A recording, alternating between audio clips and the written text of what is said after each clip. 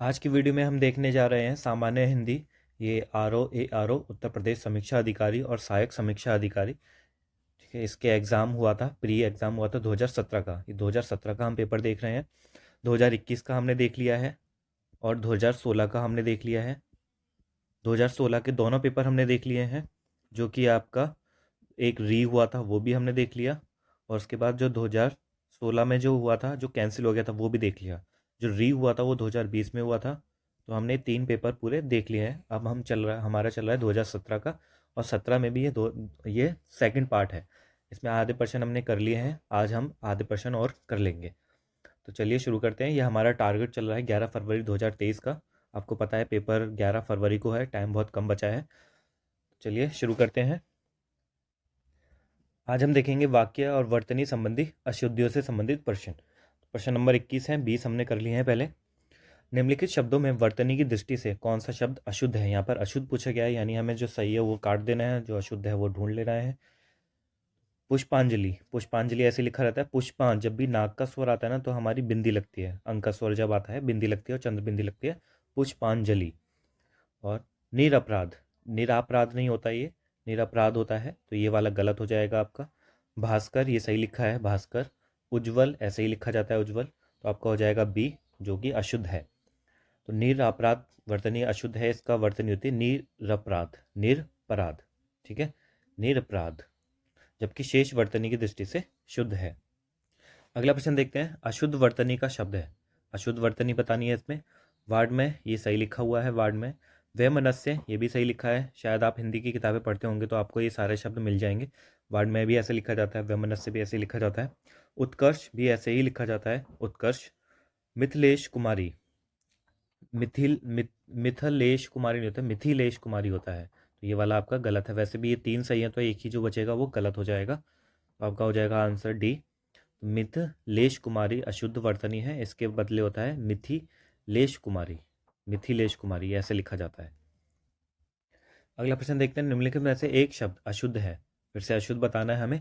दैहिक ऐसे ही लिखा जाता है। नौकरी ऐसे नहीं लिखते, उसमें बड़ी ओ की मात्रा लगती है। प्रोण, ये भी सही है आपका। और पौरुष, पौरुष भी सही है, तो यहाँ पे बड़ी ए की मात्रा को फोकस किया गया है। नौकरी आपका ऐसे लिखा जाता है, बड़ी ओ की मात्रा को फोकस किया गया है। ठीक है, तो बड़ी ओ और बड़ी ए दोनों, नौकरी ऐसे लिखा जाता है। अगला प्रश्न देखते हैं। इनमें से अशुद्ध वर्तनी का शब्द है, अशुद्ध वाला बताना है इसमें। चरमोत्कर्ष, ये सही लिखा हुआ है वार्ड में। ये देखो फिर से पहले पूछा गया है, दोबारा से आ गया। चरमोत्कर्ष भी सही है। पुनरुत्थान, पुनरुत्थान, पुनरुत्थान नहीं होता, पुनरुत्थान होता है, तो ये वाला गलत हो जाएगा। और ये भी हिरण्य कश्यपु भी गलत होता है, तो इसमें 2 आंसर गलत हैं, लेकिन यहाँ इसे मूल्यांकन से बाहर कर दिया था इस प्रश्न को। तो अगर अगर ऐसा कोई प्रश्न आया तो आप ध्यान रखना, चरमोत्कर्ष सही लिखा हुआ है और वार्ड में भी सही लिखा हुआ है। अब जो पुनरुत्थान होता है वो कैसे लिखते हैं? पुनरुत्थान ऐसे लिखा जाता है, तो आप ध्यान देना अगली बार प्रश्न में आए तो। पुनरुत्थान। और हिरण्य कशिपु ऐसे लिखा जाता है, हिरण्य कशिपु, हिरण्य का शिपु होता है। अगला प्रश्न देखते हैं। निम्नलिखित में से शुद्ध वर्तनी वाला शब्द है, तो प्रतिदर्श, प्रतिदर्श ये सही लिखा हुआ है। रेफ की मात्रा लगती है द र श, तो जो इसके बाद वाला शब्द वर्ण आता है उस पर रेफ की मात्रा लगती है। प्रतिदर्श। दृष्टा गलत है, आहार भी गलत है, और रचिता भी गलत लिखा हुआ है। प्रतिदर्श शुद्ध वर्तनी का शब्द है, जबकि आहार, रचिया और दृष्टा अशुद्ध वर्तनी के शब्द है, जिनकी शुद्ध वर्तनी होगी आहार। आहार होता है जो आप खाना खाते हो, आहार। रचयिता, रचयिता होता है, रचयिया नहीं होता। और दृष्टता, दृष्टा ऐसे होता है।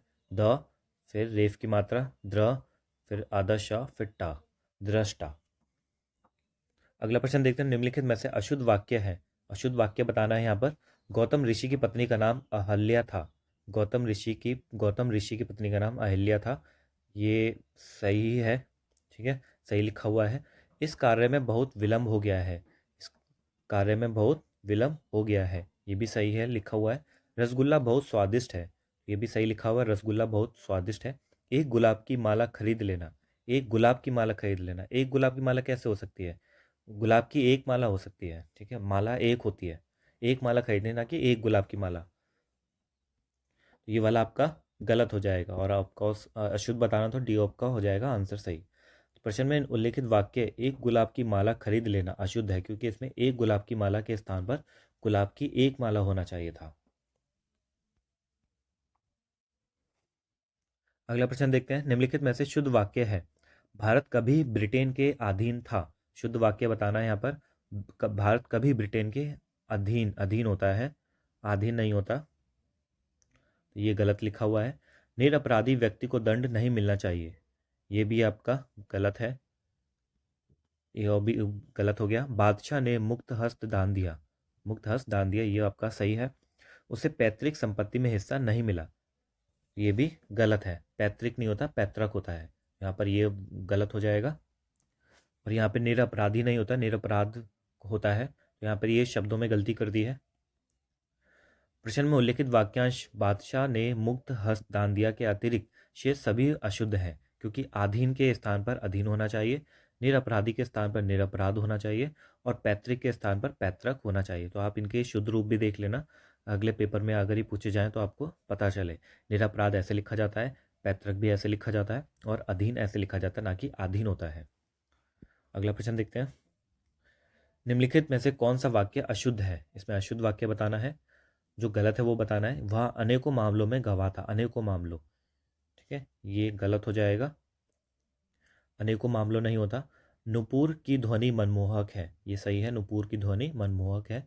आपकी मनोकामना पूरी हो, ये भी सही है। मनीष शिगण मेरी बात पर ध्यान दे, ये भी सही है। तो बस एक ही गलत है इसमें, वह अनेकों मामलों में गवाह था, वाक्य अशुद्ध है, जिसका शुद्ध रूप होगा वह अनेक मामलों में गवाह था। अनेकों नहीं होगा, अनेक होगा, अनेक खुद ही आपका प्लूरल है, ठीक है, वो बहुवचन है पहले से, अनेक, एक और अनेक, अनेक खुद ही बहुवचन है तो उसे अनेकों नहीं कर सकते हम। अगला प्रश्न देखते हैं, निम्नलिखित में से शुद्ध वाक्य का चयन करना है यहाँ पर। तो सांसारिक समस्याओं में सभी फंसे हैं, हमारी जितनी भी सांसारिक समस्याओं में है, ये तो एक रियलिटी बता दी इसने शुद्ध वाक्य के साथ साथ, तो ये आपका सही हो जाएगा। अगला है, निरपराध व्यक्ति को दंड क्यों मिला। देखो निरपराध ऐसे लिखा हुआ है ना, पहले गलत लिखा हुआ था, अब यहाँ पे निरपराध भी लिखा हुआ है, तो यहाँ पर व्यक्ति नहीं आएगा, ठीक है। निरपराध को दंड क्यों मिला ऐसे होगा।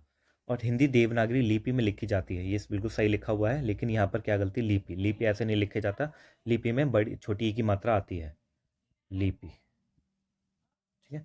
और अत्यधिक दुख सहा नहीं जाता, अत्याधिक नहीं होता, अत्यधिक होता है, आ की मात्रा नहीं आती, ये होता है त्यधिक, अत्यधिक। तो इस हिसाब से आपके देखो यहाँ पर पेपर कैसे बनाया जा रहा है, यहाँ पर एक एक्स्ट्रा शब्द दे दिया, उसके हिसाब से गलती कर दी, यहाँ मात्रा में गलती कर दी इसलिए वो अशुद्ध हो गया, यहाँ पर भी मात्रा में गलती कर दी। तो आपको ध्यान देना है, मात्राओं आपको ध्यान से रट लेनी है, अच्छे से सीख लेनी है। यहाँ पे अशुद्ध वाक्य हैं और यहाँ पे शुद्ध वाक्य हैं। तो निरपराध व्यक्ति को दंड क्यों मिला, तो यहाँ पर व्यक्ति नहीं आना चाहिए, निरपराध को दंड क्यों मिला होना चाहिए था। फिर हिंदी देवनागरी लिपि, लिपि गलत लिखा है, देखो यहाँ पर लिपि लिखी जाती है, और अत्यधिक गलत लिखा है, अत्यधिक ऐसे लिखा जाता है, अत्यधिक दुख सहा नहीं जाता। हम आगे चलते हैं 31वें प्रश्न पर, और ये हमारे आ गए हैं अब अनेक शब्दों के लिए एक शब्द वाला समूह, ठीक है। अब इससे जितने भी 10 प्रश्न आते हैं वो सारे प्रश्न देखेंगे अनेक शब्दों के एक शब्द से। तो अगला प्रश्न है, अपने सहारे पर रहने वाले के लिए एक शब्द है। अपने सहारे पर, जो किसी का सहारा नहीं लेता, बस अपना सहारा लेता है, उसे स्वावलंबी बोला जाता है। भारतीय अर्थव्यवस्था अब स्वावलंबी है, तो इसीलिए ही कहा जाता है अपने सहारे पर रहने वाला, स्वावलंबी। तो वाक्यांश में अपने सहारे पर रहने वाले के लिए एक शब्द है स्वावलंबी प्रयुक्त किया जाता है। अगला प्रश्न है, अप्रमेय किस वाक्यांश के लिए एक शब्द है। अप्रमेय बताना है इसमें, जो तौला या नापा ना जा सके, तो ऐसा नहीं होता, जो तौला और नापा ना जा सके उसको अप्रमेय नहीं बोलते। जो अवश्य होने वाला है, ऐसा भी नहीं है। जो प्रमाण से सिद्ध ना हो सके, अप्रमेय यही होता है, जो प्रमाण से सिद्ध ना हो सके, पहले भी आ रखा है आपके प्रश्न में। यानी अभी 2017 का है, तो हमें पता है कि 2017 का है, और 2021 में भी ये प्रश्न आया था, तो ये प्रश्न रिपीट हुआ है, ठीक है। तो 2021 के पेपर में इसलिए ही करते हैं, तो आप इसमें से कर लोगे ना 4-5 प्रश्न, तो वैसे ही आपको रिपीट मिल जाएंगे।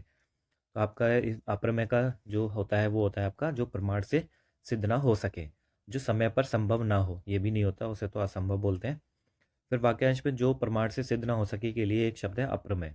आयोग के आधिकारिक उत्तर पत्रक में यह प्रश्न मूल्यांकन से बाहर कर दिया गया है, ठीक है, ये मूल्यांकन से बाहर कर दिया था, लेकिन आपको बस ध्यान रखना है कि ये प्रश्न ऐसा दोबारा से पूछा जा सकता है। अगला प्रश्न है, किसी पर विजय प्राप्त करने की इच्छा रखने वाला, किसी पर विजय प्राप्त करने की इच्छा रखने वाले के लिए एक शब्द होता है विजित नहीं होता, विजेता नहीं होता, जिगीषु, जिगीषु होता है, जिज्ञासु वो नहीं होता, जो जानता है उसे कहते हैं जिज्ञासु, किसी चीज़ को जानने की इच्छा रखना। तो जो किसी पर विजय प्राप्त करने की इच्छा रखने वाले को कहते हैं जिगीषु। ये पहले भी पूछा गया है, ठीक है। विजेता तो वो होता है जो जीत गया होता है, इच्छा रखना नहीं होता, वो जीत गया होता है। तो जो इच्छा रखता है, तो इच्छा से ध्यान रखना जिज्ञासु।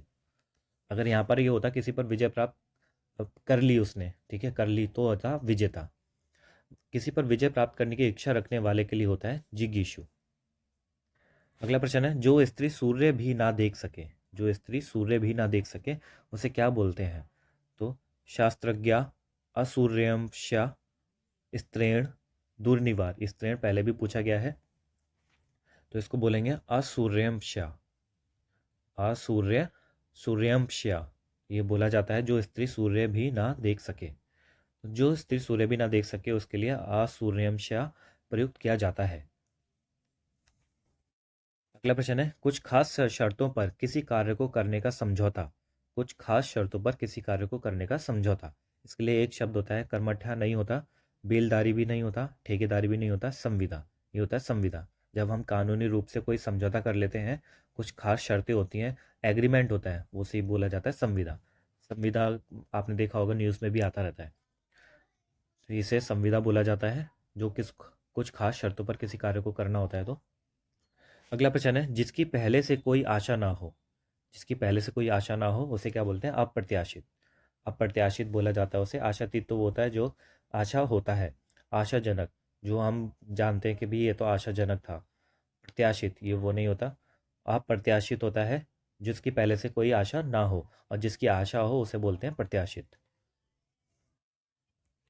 वाक्यांश जिसकी पहले से कोई आशा ना हो के लिए एक शब्द है अप्रत्याशित।